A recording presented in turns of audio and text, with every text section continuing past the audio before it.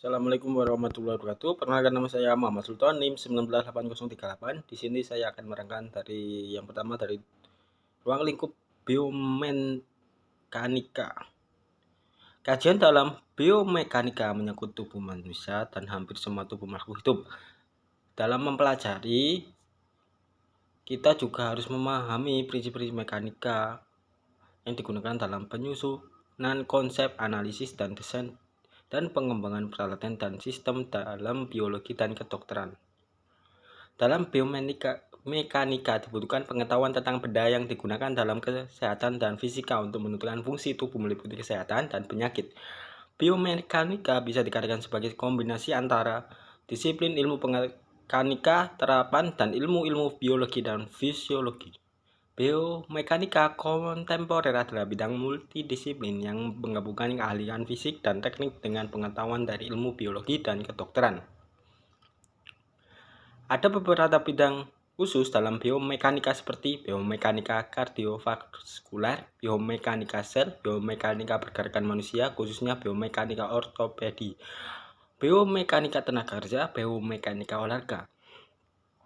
Penelitian biomekanika telah memicu beragam kemajuan, banyak diantaranya mempengaruhi kehidupan manusia sehari-hari. Misalnya, pengembangan biomekanika tenaga kerja yang difokuskan pada peningkatan efisiensi pekerjaan tanpa mengorbankan keselamatan kerja. Ini menghasilkan desain alat baru, furnitur, dan elemen lain, dan lingkungan kerja yang meminimalkan beban pada tubuh pekerja. Perkembangan lain misalnya biomekanika klinis yang menggunakan fakta mekanis, metodologi, dan matematika untuk menafsirkan dan menganalisis anatomi dan fisiologi manusia yang khas dan tidak khas.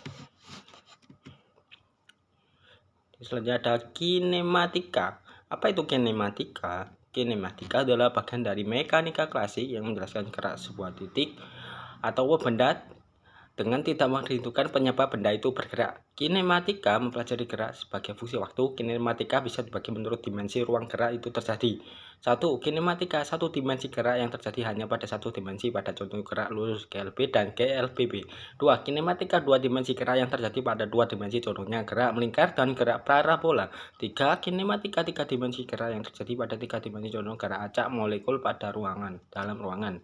Besaran fisika yang dipelajari dalam kinematika adalah posisi, jarak, perpindahan, kecepatan, kelajuran, kepercepatan, dan waktu. Ini dari tujuan dari biomekanika. Biomekanika adalah ilmu yang mempelajari gaya-gaya yang terjadi pada struktur biologi dan efek yang dihasilkan oleh gaya-gaya tertentu. Jadi, dapat disimpulkan biomekanika adalah suatu ilmu yang menggunakan hukum-hukum fisika dan konsep keteknikan untuk mempelajari gerakan yang dialami oleh beberapa segmen tubuh dan gaya-gaya yang terjadi pada bagian tubuh tersebut selama aktivitas normal. Adapun tujuan mempelajari biomekanika dalam beberapa ilmu olahraga adalah: 1. Mengetahui konsep ilmiah dasar yang diaplikasikan dalam bentuk gerak manusia.